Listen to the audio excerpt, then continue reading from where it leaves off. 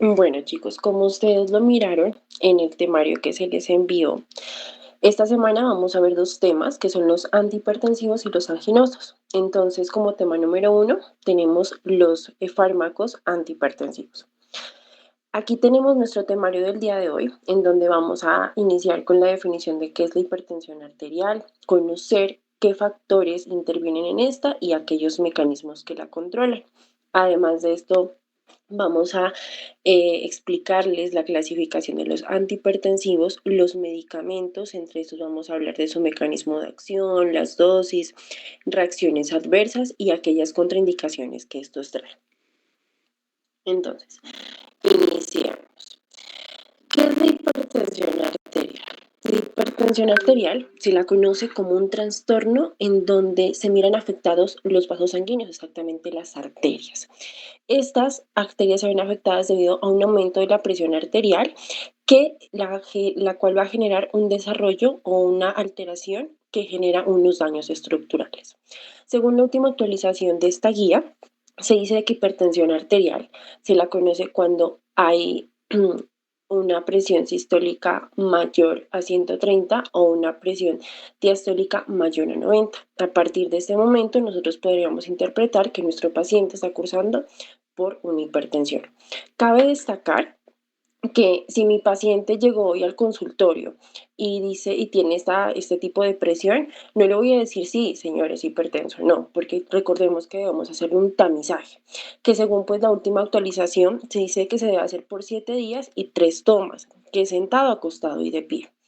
Aparte de esto, posteriormente a dicho tamizaje, nosotros podemos identificar eh, algunos estándares. Entre estos tenemos la presión normal alta, la cual va a estar en una presión sistólica de 130 a 139, una presión diastólica de 85 a 89. También tenemos la hipertensión grado 1 y la hipertensión grado 2. Discúlpenme que no les he colocado el puntero. La hipertensión grado 1, esta abarca la presión sistólica que es de 140 a 159 y la presión diastólica de 90 a 99. Y la hipertensión grado 2 tenemos que esta ya va a ser mayor a 160 y la presión diastólica va a ser mayor a 100. Entonces, ¿cuáles son los factores que van a intervenir en esta hipertensión arterial? Tenemos que la presión arterial es igual a lo que es el gasto cardíaco y lo que es la resistencia vascular periférica, dándonos a entender que si, por ejemplo, se altera o se aumenta este gasto cardíaco o lo que es la resistencia vascular periférica, nosotros vamos a tener como resultado aumento de lo que es la presión arterial. Es importante que nosotros logremos entender y comprender aquellos factores que nos miran afectados tanto en el gasto cardíaco como en esta resistencia vascular periférica. Entonces los vamos a ver a continuación. Aquí está la presión arterial y tenemos el gasto cardíaco y la resistencia vascular periférica. Entonces, el gasto cardíaco se va a ver o va a depender, por decirlo así, de dos situaciones. Una, que es el volumen sistólico, y la segunda, que es la frecuencia cardíaca. Recordemos que pues este volumen sistólico es como el volumen expulsado del corazón hacia las arterias durante una sístole. Y esta frecuencia cardíaca habla de la cantidad de latidos que nosotros vamos a tener en un minuto. Entonces, este volumen sistólico, ¿de qué también va a depender? De algo llamado volumen intravascular. Este volumen intravascular es la cantidad que nosotros tenemos de sodio a nivel de la parte intracelular. Es importante que nosotros identifiquemos que esta frecuencia cardíaca, es decir, aquellos latidos que nosotros podemos, estos latidos que nosotros podemos identificar en un minuto, van a estar dependiendo de unas situaciones. estas situaciones van a ser a través del sistema nervioso central. Recordemos que el sistema nervioso central, o el sistema nervioso autónomo exactamente, para ser más específicos, este me va a aumentar la frecuencia cardíaca, por ende me va a aumentar lo que es el gasto cardíaco y por ende me va a aumentar esta presión arterial. Es por eso importante aquí que esta frecuencia cardíaca va a ser controlado por dos receptores. Entonces, está dos receptores, ¿cierto? El receptor alfa adrenérgico y el beta adrenérgico. Cada uno de estos tiene unos sucesores. Entonces, en los alfa adrenérgicos tenemos dos. Está el alfa 1 y lo que es el alfa 2. A nivel del beta adrenérgico vamos a tener tres, que es el beta 1, el beta 2 y el beta 3. Importante aquí, que tanto del alfa como el beta adrenérgicos van a ser muy importantes el alfa 1 y el beta 2. Posteriormente, vamos a ver nuestro segundo ítem, que era la resistencia vascular periférica. Esta resistencia vascular periférica va a estar alterada, por decirlo así, por dos sistemas. El primero, que es el sistema renina-angiotensina-aldosterona, que en sí, cuando se mira afectado, cuando hay una alteración de lo que va a generar es un aumento en la resistencia de estos vasos y también aumentarme el diámetro. Al aumentarme este diámetro hace que, y esta resistencia lo que va a generar es que se aumente esta resistencia vascular periférica, que si recordamos acá arriba, se ha aumentado esta, me va a aumentar lo que es la presión arterial. Y segundo, tenemos los mecanismos vasculares. Se dice que estos mecanismos vasculares pueden afectar o pueden generarme lo que es la vasodilatación y pueden generarme también lo que es la vasoconstricción. O claro está, de estos vasos sanguíneos. Al igual que el sistema renina-angiotensina-aldosterona, al generarme dicha alteración, lo que va a pasar es que nos miremos afectados en un aumento de la resistencia vascular periférica y me lleve a lo que es la presión arterial. Bueno, está posteriormente los mecanismos de control. Estos mecanismos de control debemos saber que el organismo va a hacer lo siguiente. Por ejemplo, si nosotros tenemos un paciente que ya tenga hipertensión arterial, el organismo lo que está pensando es que su presión está bajita, por eso quiere compensarlo y empieza como a aumentar esta presión. ¿Cómo lo va a hacer? Como lo mirábamos anteriormente, a través de dos sistemas, que son el sistema nervioso central y el sistema renina-angiotensina-aldosterona. A nivel del sistema nervioso central, se dice de que este va a estar ayudado o va a activar los adrenoreceptores, que en este caso vamos a iniciar con el primero, que son los adrenoreceptores beta 1. Esos receptores beta 1 se van a encontrar elevados o aumentados y recordemos que estos adrenoreceptores beta 1 van a estar a nivel cardíaco. Y también tenemos los adenoreceptores alfa 1, que estos los vamos a encontrar a nivel del músculo liso. Importante aquí es que nosotros debemos saber que, por ejemplo, estos adenoreceptores beta 1 cardíacos lo que van a hacer es una contracción, es decir, aumentarme esta contracción a nivel del músculo cardíaco, que es donde les decía que estaba ubicado. Posteriormente, ¿qué me va a generar? Aumento del gasto cardíaco. En el caso de estos adrenoreceptores, que son los alfa 1, que los encontramos a nivel del músculo liso, este genera vasoconstricción a nivel de las arterias. Es por eso que nosotros podemos evidenciar que hay aumento de la resistencia vascular periférica, que como les decía al inicio, si se aumenta el gasto cardíaco, se aumenta la resistencia vascular periférica, tendré como resultado un aumento de la presión arterial. Pero no solo se va a afectar a nivel del sistema nervioso central, sino también miraremos que está lo que es alteración a nivel del sistema renina-angiotensina-aldosterona. Es importante reconocer que al alterarse va a generar una disminución de lo que es el flujo sanguíneo. Este flujo sanguíneo, recordemos que es quien va a activar a este sistema renina-angiotensina-aldosterona y a partir de este momento es quien va a empezar a producir, por ejemplo, lo que es la renina, que en este caso cuando hay hipertensión va a estar aumentado. Recordemos que a partir de la renina aparece lo que es la angiotensina 2 y angiotensina 1 y lo que es la angiotensina 2. Esto se da a través de una enzima que es la enzima convertidora de angiotensina. Recordar aquí, importante, que esta angiotensina 2 cumple una función que es ser vasoconstrictora. Al ser vasoconstrictora me va a generar una alteración a nivel de lo que es la resistencia vascular periférica, aumentándome así o teniendo como resultado lo que es aumento de la presión arterial. Pero no solo hace esto, sino también genera la producción de lo que es la aldosterona, que en el caso de la hipertensión arterial se va a ver aumentada, y es por eso que al aumentarse y generar esa vasoconstricción, también se mira afectada esta resistencia vascular periférica. Recordemos algo aquí, que si se disminuye este flujo sanguíneo, decimos que también va a haber una disminución de lo que es de la tasa de filtración glomerular, que es muy importante. ¿Por qué? Porque a partir de esto se dice de que hay una alteración a nivel de lo que es la aldosterona, y esto que va a permitir que aumente la retención de sodio y agua. Al aumentar esta retención que se genera a nivel de la nefrona, va a provocar que el volumen sanguíneo aumente.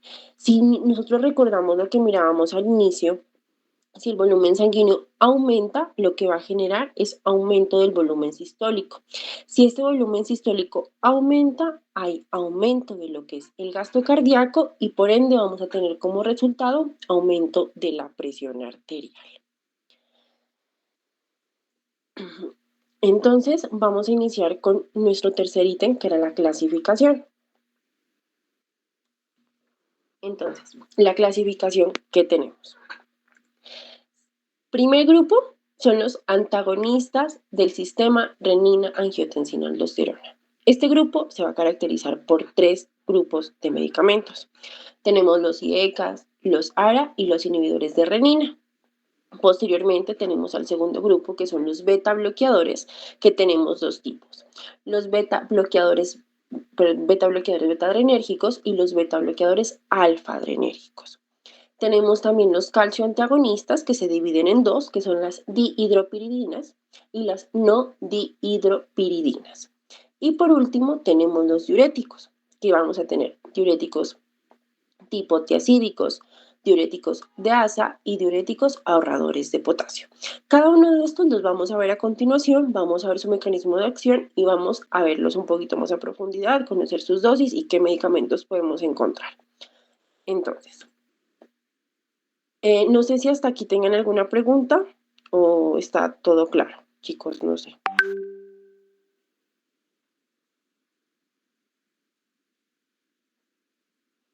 ¿Están ahí?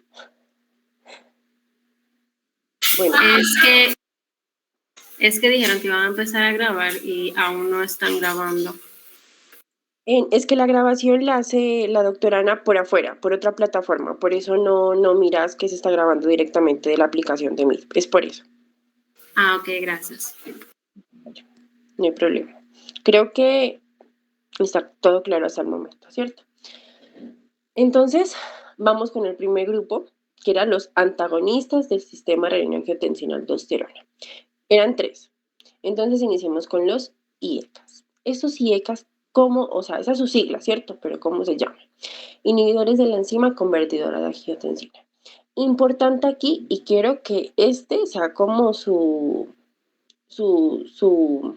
no sé, como su ítem, para que ustedes digan, uy, este medicamento es un IECA, ¿cierto? ¿Cuál es? Es su sufijo, PRIL. Estos medicamentos, IECAS, los vamos a encontrar o van a terminar como, por ejemplo, como enalapril, captopril y infinidad, que ahorita los vamos a ver. Pero siempre recuerden que los IECAS van a terminar o van a tener un sufijo que se llama PRIL. ¿Cómo funcionan estos? El mecanismo de acción de estos medicamentos es inhibir la enzima convertidora de angiotensina, que estamos aquí, pero también me va a bloquear 2, la transformación de la angiotensina 1 a la angiotensina 2. Entonces, seamos más didácticos.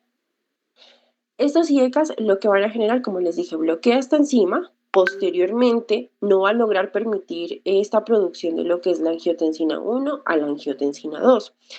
Al no lograr esto, lo que no lo que genera es que no se pueda producir o no se pueda aumentar lo que es la resistencia vascular periférica. Pero no solo va a generar esto, sino que también mira afectado lo que es la aldosterona, que posteriormente vamos a ver que si nosotros, como lo mirábamos al inicio, si no se produce o si no hay aumento de esta aldosterona, lo que va a generar es que no exista dicha retención de sodio, nos aumente este volumen sanguíneo. Y recordemos que si nos aumenta el volumen sanguíneo, nos aumenta el volumen sistólico y por ende no tendré aumento de lo que es el gasto cardíaco. Importante aquí, debemos saber que esta enzima cumple la función de evitarme la vasoconstricción, por eso se bloquea. Pero también hay otra que nosotros miramos aquí, que es la bradicinina. Esta bradicinina es muy importante. ¿Por qué? Esta no la vamos a bloquear ni nada. Esta va a estar activa en los IECAS. ¿Por qué?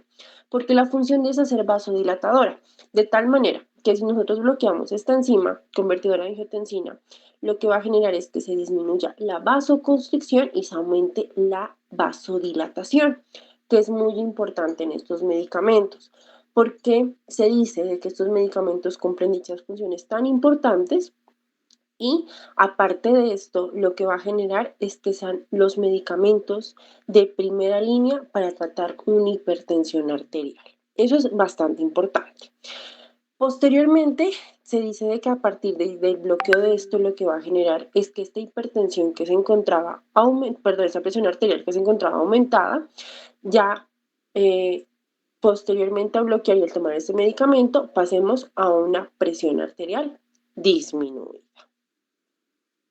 Entonces, ¿qué medicamentos tenemos? Nosotros como miramos al lado izquierdo de su computador, nosotros podemos evidenciar una infinidad de medicamentos como benacepril, captopril, cilazapril, enalapril, espiralapril, fosinopril, imadapril, bueno, y todo está este listado. Importante que los más usados. Tenemos dos, como los miramos en las imágenes, captopril y enalapril. Primera línea de fármacos antihipertensivos. Entonces, iniciemos con el enalapril. Este es el más usado. Obviamente no podemos dejar a un lado al captopril, pero el enalapril se inicia con dosis de 5 miligramos y podemos darle a los pacientes máximo 40 miligramos. ¿Cuántas veces al día le voy a dar al paciente? Va a depender de su hipertensión, va a depender de muchos factores, si tiene una enfermedad adyacente. Por eso se dice de que estos pacientes el enalapril se les va a suministrar cada 24 o cada 12 horas, que es importante. En el caso de lo que es este captopril, este ya viene en presentación de tableta y es como un poquito más amplio. La dosis inicial se dice de que es de 25 a 50 miligramos y la dosis máxima es de 150 miligramos. Importante de este, que a diferencia del enalapril, este se puede dar cada 12 o cada 8 horas según la necesidad del paciente. Entonces, como les decía anteriormente, la hipertensión no viene sola. La hipertensión siempre va a estar asociada, o en la mayoría de casos, no siempre en la mayoría de casos, por algunas patologías. Entonces, la hipertensión arterial estos IECAS la podemos suministrar en el caso de que el paciente tenga hipertensión arterial, también que tenga insuficiencia cardíaca, también como cardioprotector.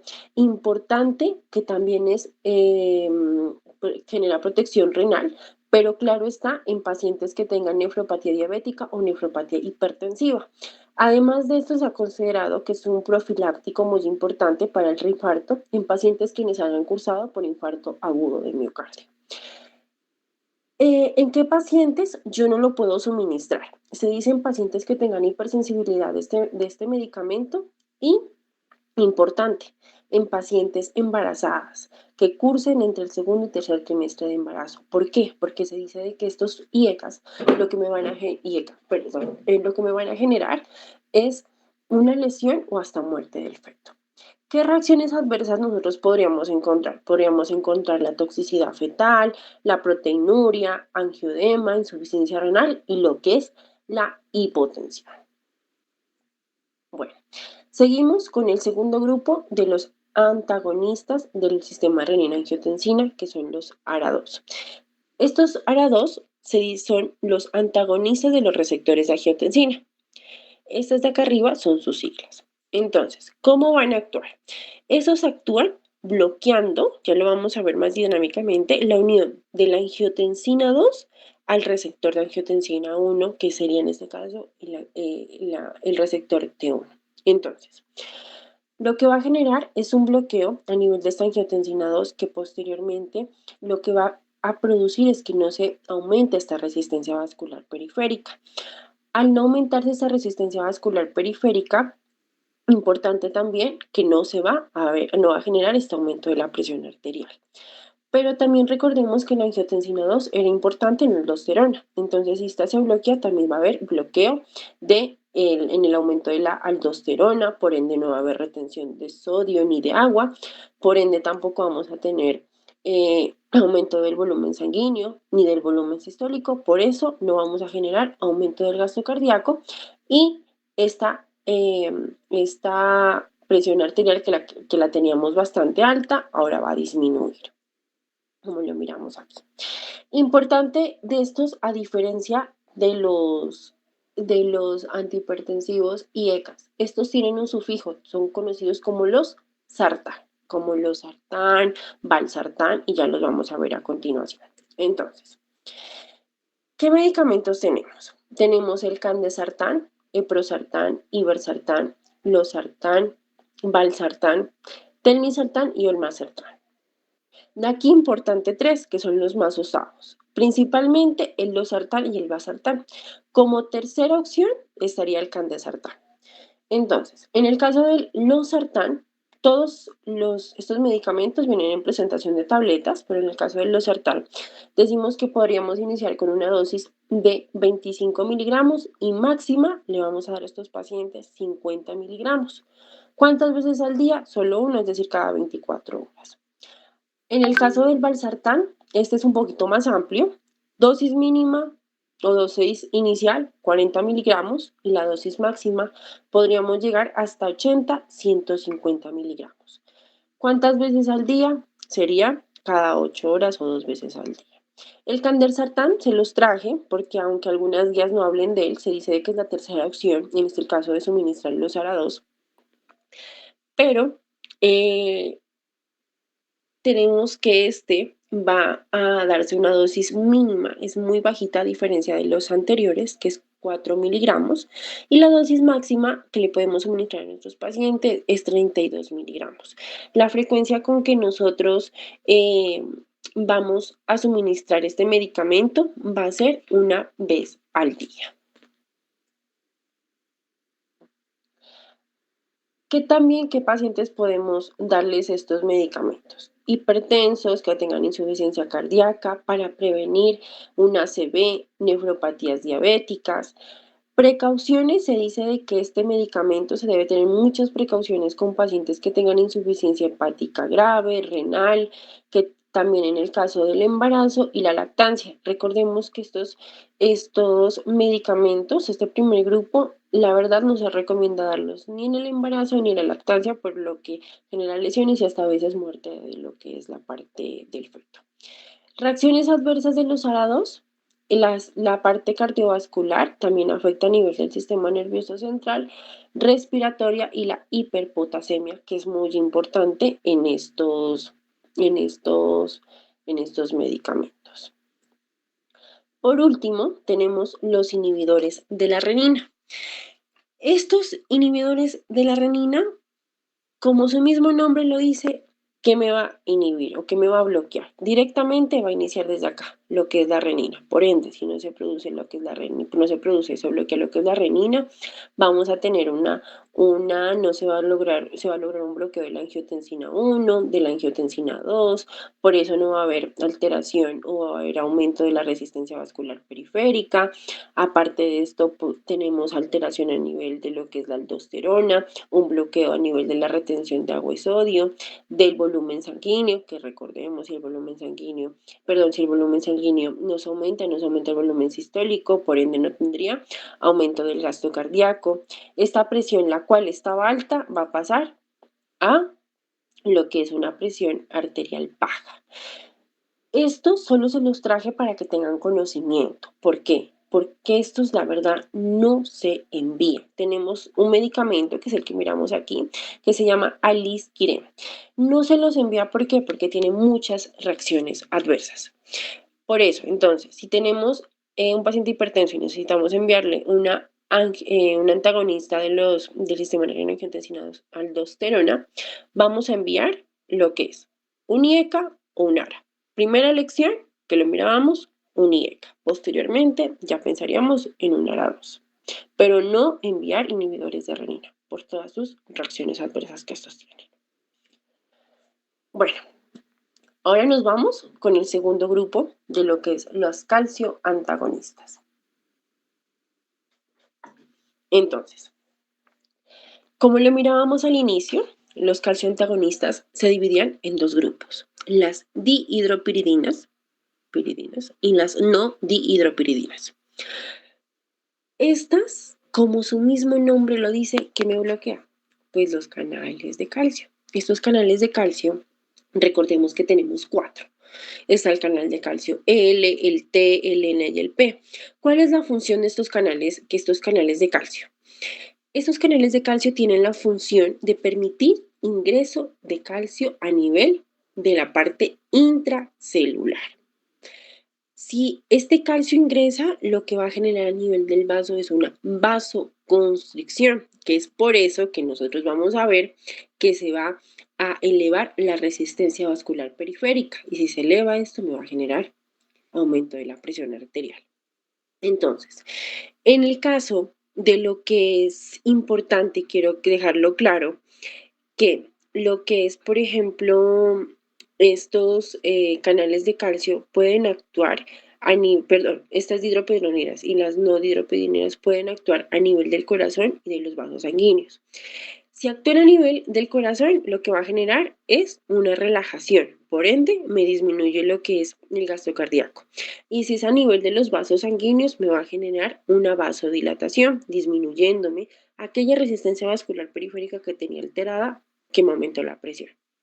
Entonces, como lo decíamos anteriormente, iniciamos. Entonces, el bloqueo de estos canales de calcio lo que va a generar es contracción muscular y vasoconstricción. ¿Qué canales de calcio en este caso se van a ver bloqueados? Son los canales de calcio tipo L. Estos canales de calcio, ¿en dónde los podemos encontrar? Los podemos encontrar en el miocardio, en el nódulo AB, en las células del músculo, en las células de lo que es el músculo liso.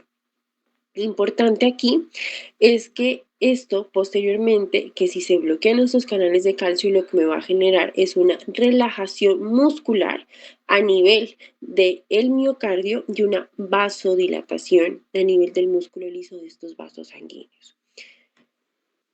Importante aquí que, como les decía, actuaban en dos estructuras, ¿cierto? Que era el corazón y los vasos sanguíneos. Entonces ustedes me dirán, bueno, entonces la dihidropiridinas en dónde actúan y las no, ¿en dónde? Entonces, bueno, las no dihidropiridinas van a actuar a nivel de dos cosas, a nivel cardíaco y a nivel del vaso sanguíneo. Pero las dihidropiridinas lo que van a actuar es a nivel de estos vasos sanguíneos. Importante aquí, que si actúa a nivel de estas no hidropiridinas, actúan a nivel de la parte cardíaca y vascular, esta relajación lo que puede generar es una bradicardia y vasodilatación. Pero si esta dihidropiridinas actúa a nivel del vaso sanguíneo, lo que va a generar es vasodilatación. Importante aquí porque esto me va a generar una reacción adversa que son las arritmias.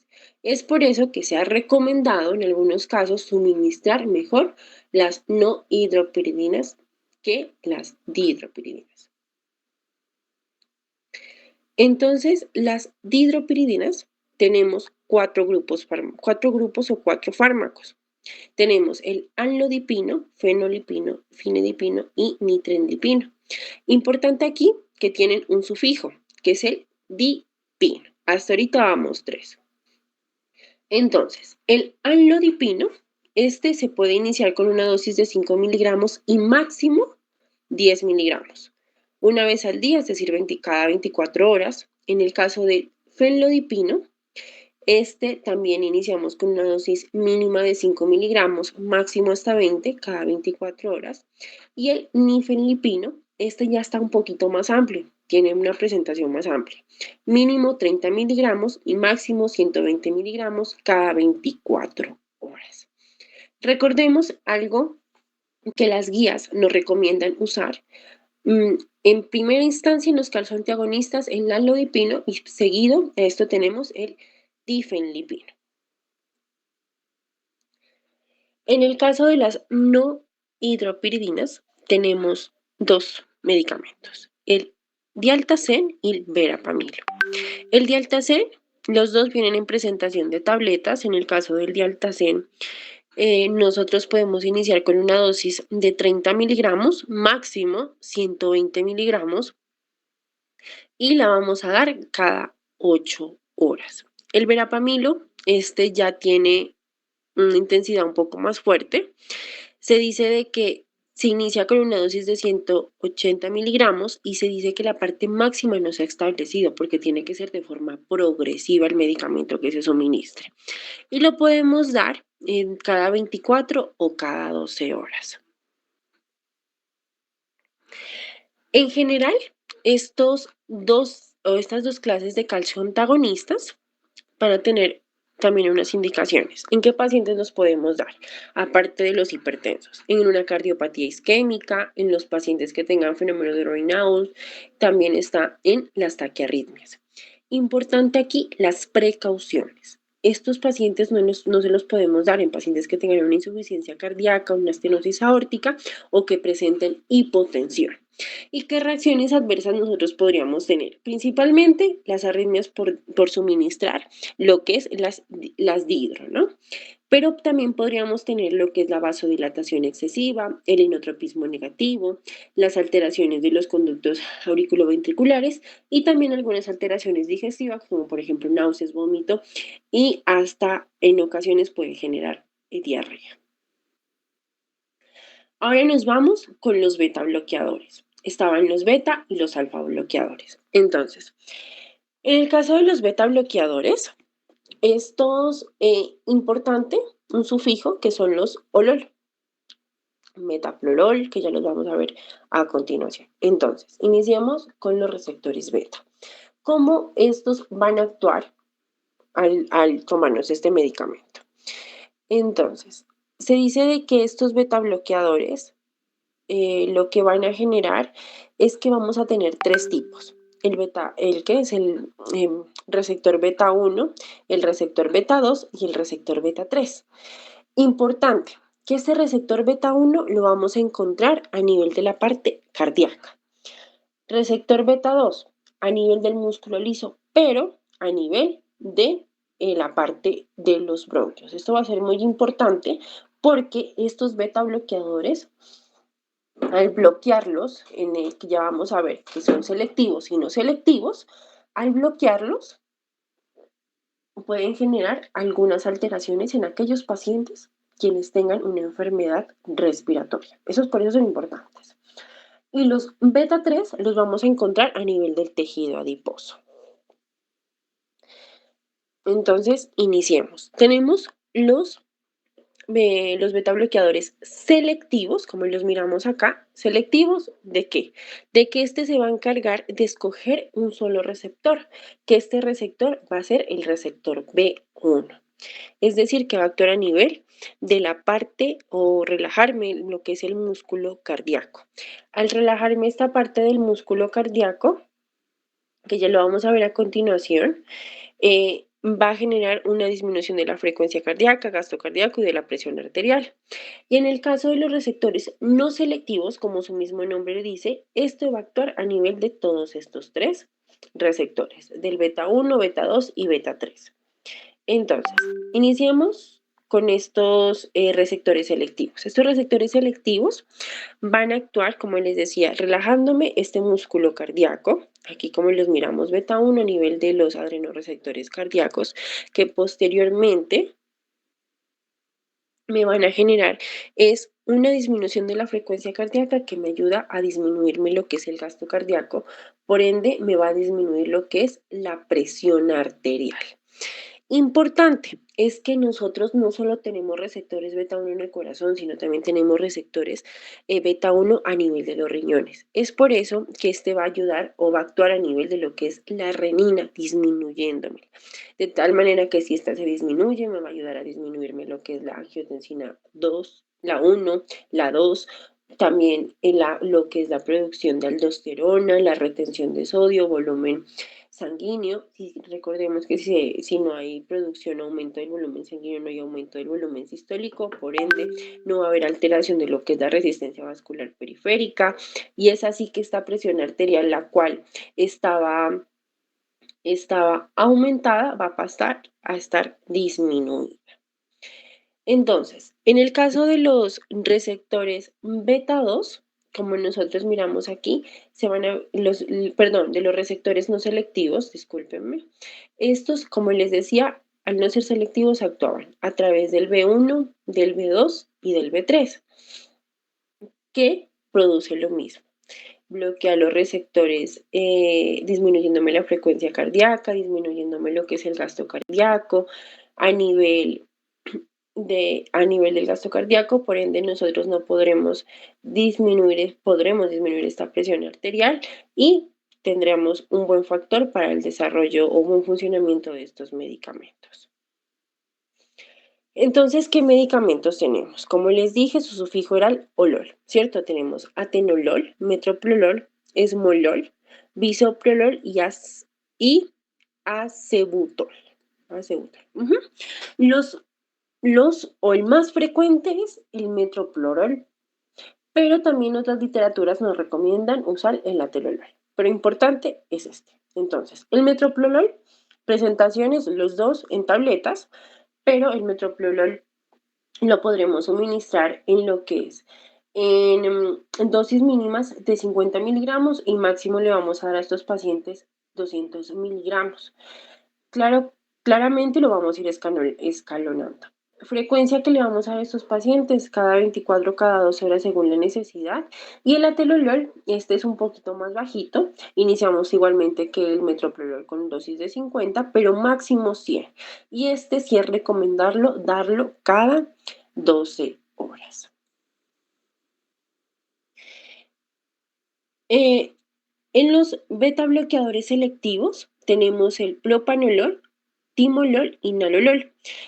Se dice que el más recomendado en estos beta bloqueadores selectivos está el propanolol, en donde podríamos suministrar dosis mínimas de 10 miligramos, dosis máxima de 40 miligramos, pero este se dice que lo podemos dar cada 8 o cada 6 horas según el escalonamiento que nosotros le damos a estos pacientes.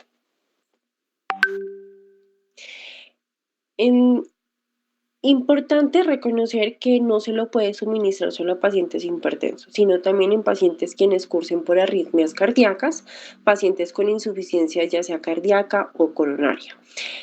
Como les decía, al ser no selectivos, importante aquí que estos bloqueaban los receptores B2 que los encontrábamos a nivel de la parte del músculo liso de los bronquios. Es por eso que se debe tener precaución y se dice que en la mayoría de casos no suministrar estos medicamentos en pacientes quienes tengan enfermedades respiratorias como por ejemplo EPOC.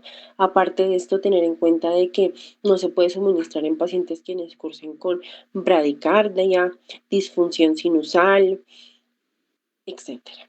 Las reacciones adversas que estos pacientes pueden tener serían las cardiovasculares por su bloqueo, también bronquiales y metabólicas. Tenemos como último grupo de estos beta bloqueadores los alfa. Espérenme, me dicen que hay una pregunta en el chat. Regálenme un segundo.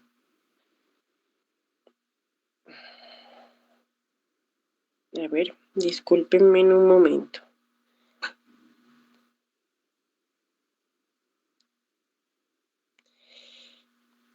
No sé si... los ejemplos me dices que les indiqué. porfa, les pido un favor. Si hacen una pregunta, podrían levantar la mano. Es que como estoy compartiendo, no puedo ver los mensajes como tal. Mira, ay, sí, correcto. Discúlpenme, es un error mío. Ya cuando le suba ¿qué es? Las diapositivas, vamos a las cambio. Pero los que son selectivos son el metoprolol y los no selectivos serían el propanolol. Discúlpenme por eso, no me había percatado de ese error. Listo. Entonces sigamos con los alfa bloqueadores. Estos alfa bloqueadores bloquean directamente, como lo miramos al inicio, los adrenoreceptores alfa 1 de músculo liso. ¿Que en dónde estaban? Pues a nivel de los vasos sanguíneos. Esto lo que va a generar es que existe una vasoconstricción. Al bloquearlos, esto es lo que van a generar, es una vasoconstricción, y por ende me van a ayudar a bloquear o disminuir esta resistencia vascular periférica. Al disminuirme esta resistencia vascular periférica, me van a ayudar a disminuir esta presión arterial, la cual estaba altica, la coloquemos baja. Los alfa bloqueadores tienen un sufijo que son la socina. Entonces tenemos 3, prazosina, 2, azocina y terazocina. La prazosina es la más usada, es la convencional, pero también podremos tener otra alternativa que es la terazocina. Entonces, la prazosina, bueno, pues estos dos también en presentación de tabletas. La prazosina, esta se dice de que su dosis mínima es 1 miligramo y la máxima que le vamos a suministrar a estos pacientes es de 15 miligramos. ¿Qué frecuencia le vamos a dar o con qué intensidad? Cada 8 horas. En el caso de la terazocina también se puede suministrar en una dosis mínima de 1 miligramo, máxima 10 miligramos. Importante aquí que se dice de que este medicamento se lo puede suministrar de 2 formas. Una, que sea cada 24 horas, pero antes de acostarse, o cada 12 horas durante el día, es decir, mañana tarde, que sería como lo más indispensable, aunque algunas guías dicen que es mejor suministrarlo al acostarse, en el caso de la terazocina. Estos medicamentos también los podemos utilizar en pacientes quienes cursen con hiperplasia benigna prostática, en pacientes quienes tengan fenómeno de Raynaud, también que tengan insuficiencia cardíaca congestiva. Importante aquí que este tiene una reacción adversa indispensable, que es la hipotensión ortostática. ¿Qué precauciones yo puedo tener en estos pacientes? Sería lo que es en patologías cardíacas como insuficiencia coronaria y también lo que es la hipersensibilidad a estos medicamentos. Vamos ya por el último grupo. Me regalan un segundito, tomo un poquito de agua y continuamos, ¿vale? Gracias.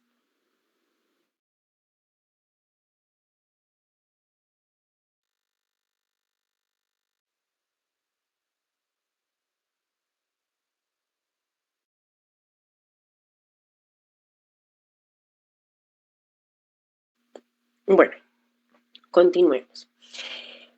Tenemos por último grupo los diuréticos, que recordemos eran 3, ¿cierto?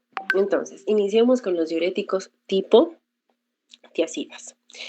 Estos, como lo miramos en la imagen, van a actuar ¿en dónde? A nivel del inicio del túbulo contorneado distal. ¿Y cuál es su mecanismo de acción? Inhibirme la proteína cotransportadora, pero ¿qué proteína? Esta es la proteína cotransportadora de sodio y cloro, que se va a encontrar a nivel de la membrana luminal. Ya la vamos a ver. Entonces, ubiquemos primero lo que es el inicio del túbulo contorneado distal, que es aquí donde miramos este circulito, y en donde vamos a encontrar esta proteína cotransportadora de sodio y cloro. Entonces, aquí tenemos esta imagen. Lo que va a pasar es que estos diuréticos tipo tiacídicos van a bloquear esta que miramos aquí nosotros, esta proteína, que es la que les estoy diciendo. La bloquea y no va a permitir que este sodio y este cloro ingrese. ¿Y qué pasa? Hace de que este se empiece a retener en la parte extracelular. Es por eso que se dice que son diuréticos. ¿Por qué? Porque lo que permiten es que se eliminen a través de la diuresis, a través de la orina. Al eliminarlo nosotros a través de la diuresis, me permite disminuir lo que es el gasto cardíaco y disminuir lo que es la presión arterial. Esa es la función de los diuréticos tiacídicos. Así como su nombre, tienen un sufijo o como nosotros lo podríamos identificar, que son los tiacidas. Así los vamos a encontrar. Entonces, tenemos dos, la hidroclorotiacida y la clorotiacida. ¿Cuál es el más común o cuál es el que se usa muy frecuente? Está la hidroclorotiacida. Esta hidroclorotiacida viene en presentaciones todos en tabletas. Se dice de que su dosis mínima es de 12.5 miligramos, pero se ha recomendado que esta hidroclorotiacida se suministre en los pacientes hipertensos a partir de 25 miligramos. Y su dosis máxima que le vamos a suministrar es 50 miligramos. ¿Con qué frecuencia, cuántas veces al día le vamos a dar a estos pacientes? Le vamos a dar cada 24 o cada 12 horas. Y en el caso, les traje también lo que es la clorotiacida. Me disculpan la imagen, se me ha ido una de hidroclorotiacida también, pero les voy a dar la dosis de la clorotiacida, en donde se dice que la presentación es de 25 miligramos y su dosis máxima es 50 miligramos. Al igual que la hidroclorotiacida, se la da cada 24 cada 12 horas, pero recordemos que si nosotros tenemos la posibilidad de dar un diurético tiacídico, la primera elección siempre va a ser la hidroclorotiacida. ¿En qué pacientes los puedo dar? Entonces, hipertensos con insuficiencia cardíaca leve, nefrolitiasis y diabetes insípida. Precauciones con los pacientes quienes cursen patologías cardíacas, insuficiencia renal, cirrosis hepática. Importante aquí que estas dos reacciones adversas, que son la hipercalcemia y lo que es la hiperglucemia.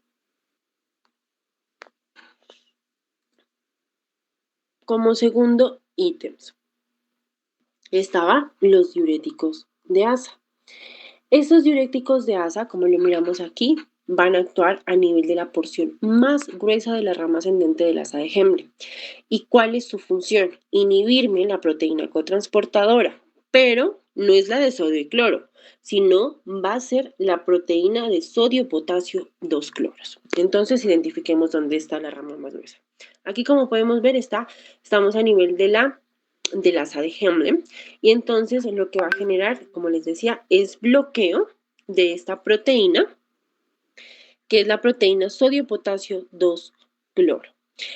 Al bloquearme esta proteína, lo que va a generarme estos diuréticos de ASA es empezar a retenerlos, y si los retiene al igual que los anteriores, va a retener todo este sodio, todo este cloro y todo este potasio, va a generar que nosotros lo eliminemos a través de la diuresis.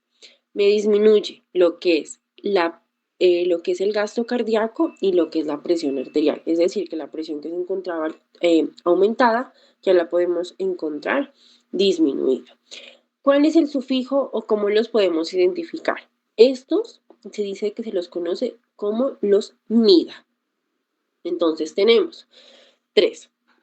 La furosemida, torasemida y bumetanina, que es uno de los que la verdad convencionalmente pues no es que se los use, pero los traje para que tengamos conocimiento. Principal, la furosemida.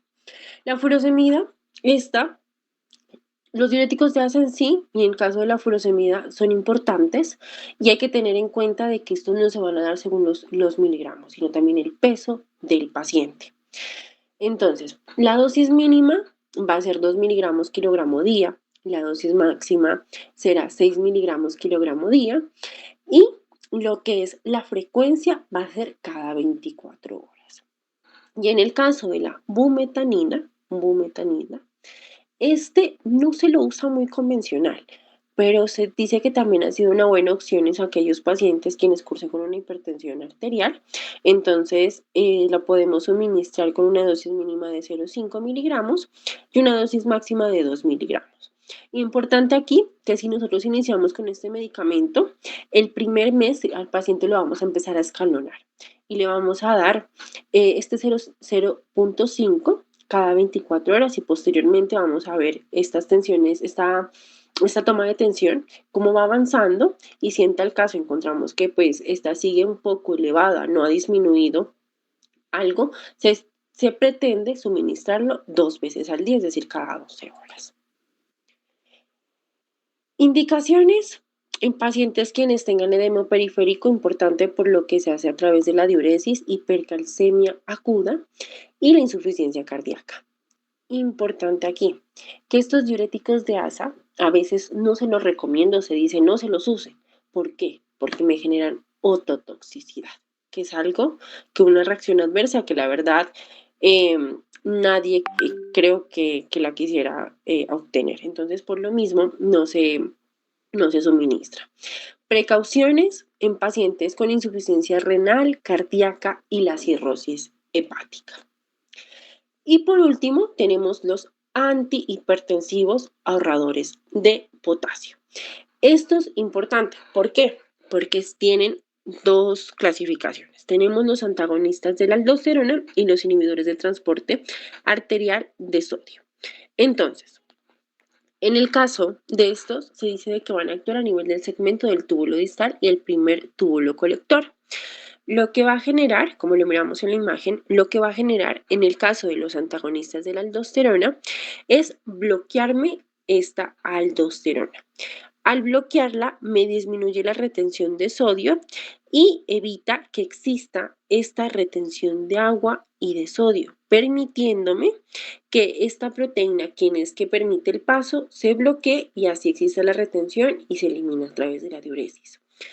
En el caso del segundo ítem, que los inhibidores de transporte epitelial del sodio, es bloquearme directamente esta proteína que permitía pues este paso de lo que es este sodio. Esta la bloquea directamente y, lo que va a generar es que exista esa retención y puede eliminarse a través de lo que es la diuresis. ¿Qué tipos de medicamentos tenemos? Dos, la espironolactona y la eplerenona. Sufijo, el ona. Entonces, la espironolactona es como el más usado. Entonces, este se suministra una dosis mínima de 25 miligramos, una dosis máxima de 100 miligramos y lo podemos suministrar cada 24 o cada 6 horas. La espleronona también es una buena opción, se ha considerado una buena opción. Se dice de que este lo podemos suministrar en dosis mínimas de 25 miligramos y máximas 50 miligramos. A diferencia de la espleronona, este solo se puede dar cada 24 horas. Estos anteriores que les acabo de indicar son los antagonistas de la aldosterona, que recordemos que era la que evitaba esta, que bloqueaba como tal la aldosterona, ¿cierto? Y tenemos los antagonistas del transporte epitelial de sodio, que era el segundo ítem. Aquí tenemos dos, en la amilorina, dina, y triamterena. Esta amilorida es la más usada. Entonces, dosis mínima 5 miligramos, máximo 20 miligramos. ¿Y con qué frecuencia lo vamos a suministrar? Se dice que la vamos a suministrar con una frecuencia de 24 o hasta máximo 8 horas según la necesidad que tenga nuestro paciente. Indicaciones en estos pacientes, pacientes hipertensos, pero también lo podríamos usar en pacientes quienes cursen por aldosteronismo, la hiporcalcemia y reacciones adversas está la hipercalcemia y la acidosis metabólica. También tenemos las precauciones que tenemos que estar muy pendientes en los pacientes sin insuficiencia renal y la enfermedad hepática. Bueno, chicos, antes de iniciar con el banqueo, quiero saber si ustedes tienen alguna pregunta o si les quedó todo claro.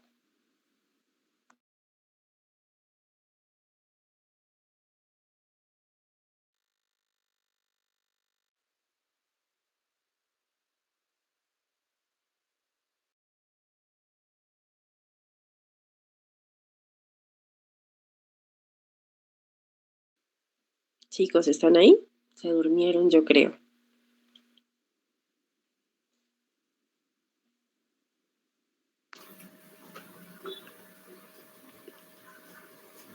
Bueno, en vista de que no hay preguntas, como les pido bastante silencio, lo que vamos a hacer es un vaqueo de todo lo que hemos aprendido. Entonces voy a preguntarles, a ver, ¿con quién iniciamos?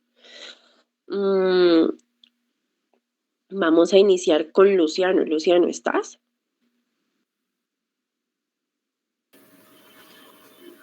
Mm, eh, sí, sí.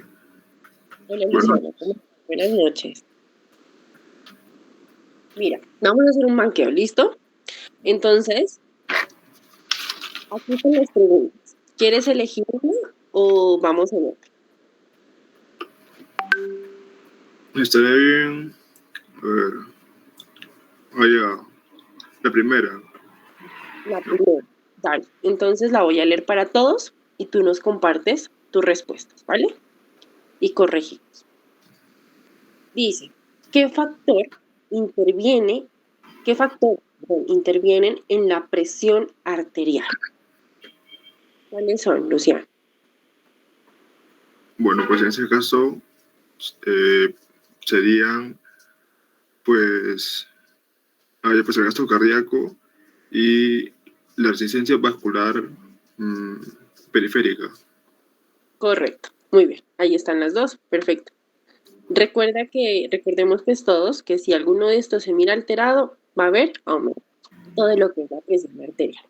Muchas gracias por tu participación. Ok. Vale, entonces vamos con Emperatriz. Señorita Emperatriz, ¿estás?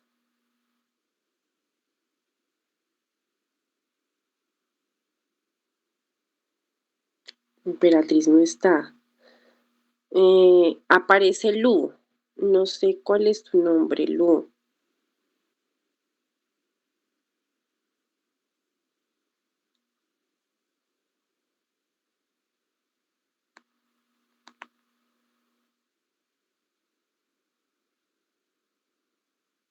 No está ni Emperatriz ni Lu. A ver, entonces, ¿a quién más podemos llamar? Marina.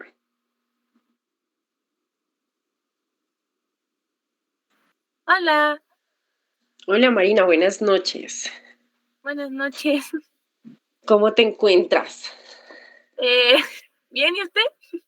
Bien, gracias, muy amable. Mira, Marina, ¿quieres escoger alguna de las preguntas o respondemos en orden? En orden. Dale. Entonces, la segunda dice, ¿cuál es el sufijo, de los medicamentos IECA? ¿Cuáles eran? Pril. Perdón, ¿cómo? Pril Ajá. ¿Recuerdas algún medicamento de los ejemplos que yo te dije? era enalapril. Eso, correcto. Una pregunta así preguntosa. ¿Estos medicamentos IECA, tú los usarías como primera lección o no?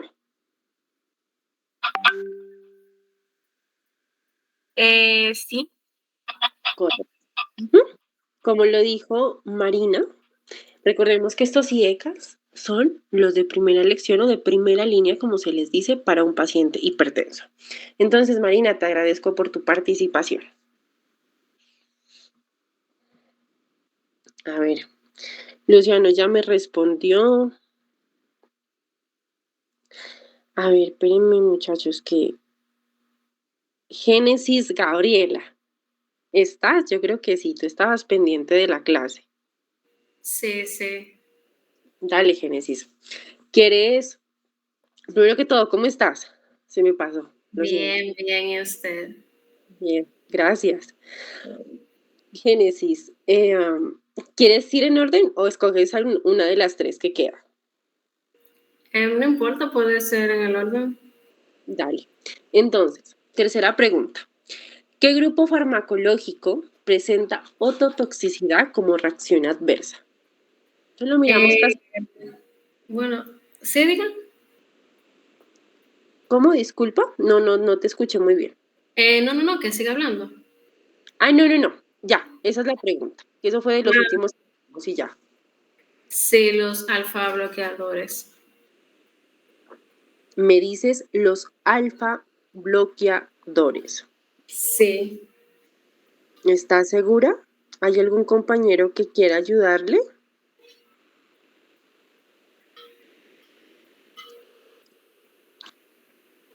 ¿Tienes otra opción? De pronto. Wow, es que Porque esos no son. ¿Tienes otra opción? no me acuerdo. ¿No? Bueno, entonces les recuerdo a todos. O si hay alguien, no sé, de los chicos que participaron porque, no sé, Marina o Luciano sepan que le colaboren. Un momento. Dale. A ver, piensa. Ok. Es que yo recuerdo que lo mencionamos cuando hablamos de los fármacos que eran no selectivos, ¿cierto? No, verás, te recuerdo. Los que presentan, vamos a regresarnos, ¿listo? Para recordar esa parte. Entonces, espérame. Vamos a buscar.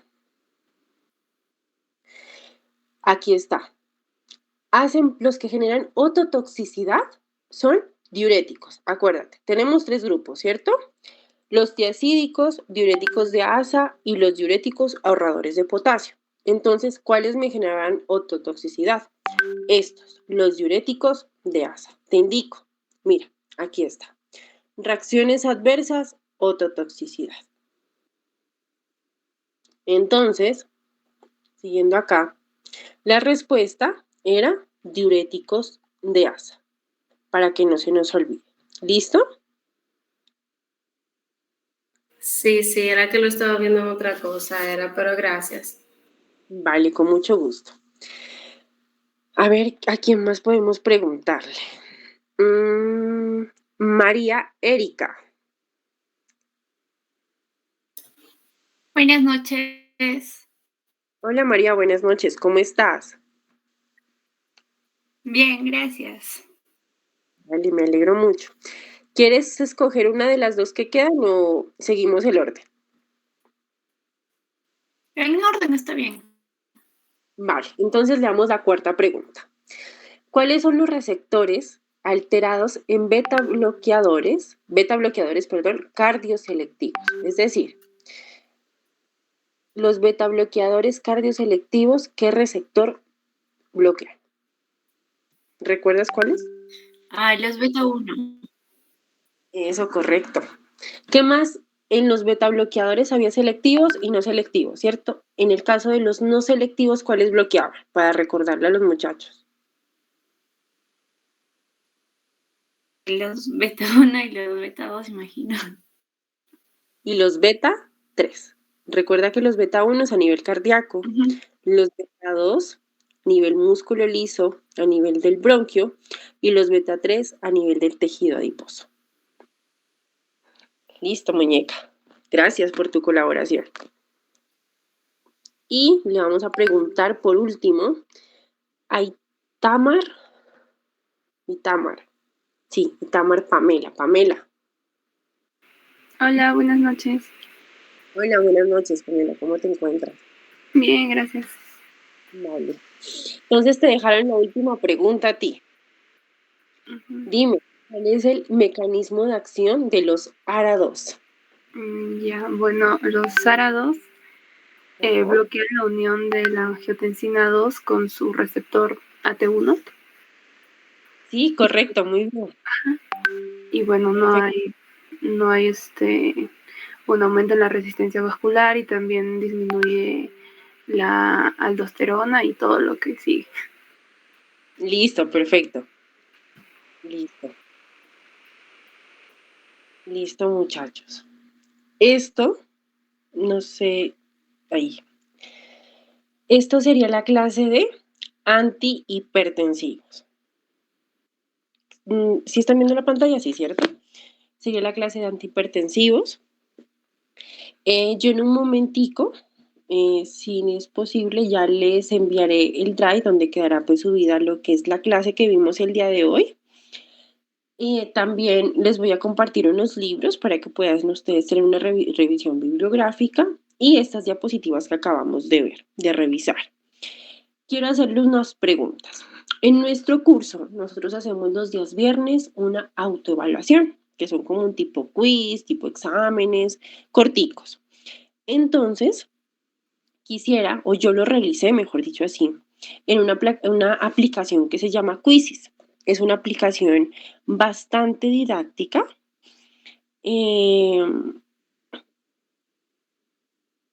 Bastante didáctica. Entonces, tengo que estar ahí con ustedes. Quisiera saber ustedes si nos colocamos un horario para hacerlo todos y estar pendientes y así corregir pues todas las dudas que ustedes tengan. No sé si les parezca que el día viernes nos miremos tipo 8, o sea, nos miremos no, sino que yo les envío el link, cada quien hace su quiz y ya mirarían la puntuación. No creo que se demore más de unos 15 minutos porque son solo 9 preguntas en el caso de estos dos temas que miramos hoy y que vamos a ver mañana. No sé qué les parezca o si ustedes tienen alguna otra opción de horario. Marina dice que sí.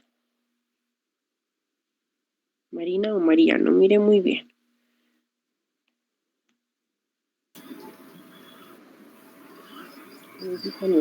Sí. Estaría bien, creo. ¿Estaría bien? ¿Están todos de acuerdo para hacerlo entonces a las 8 o 8:30?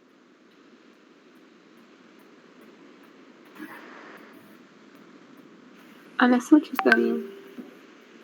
Vale, perfecto. Entonces, los viernes hacemos la autoevaluación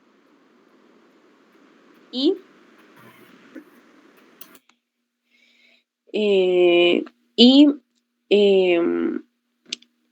posteriormente a la clase que miremos el miércoles, así sucesivamente, resolveremos pues las dudas. ¿Vale? También podemos tener otras alternativas de evaluación, unas encuestas en WhatsApp o ya miraríamos para que pues no nos quede tan complicado y a ustedes tampoco les quede un poco pesado. Pero pues por este viernes haremos por la aplicación Quizzes para que también pues la vayan descargando, vayan mirando cómo esta funciona y nos conectaríamos a las 8 de la noche el viernes. ¿Vale, chicos? Les agradezco por su atención. Espero les haya gustado y cualquier cosa o cualquier duda, no duden, ahí está mi número en preguntar, ¿vale? O cualquier cosa en las clases. Que descansen y tengan una linda noche. Hasta luego.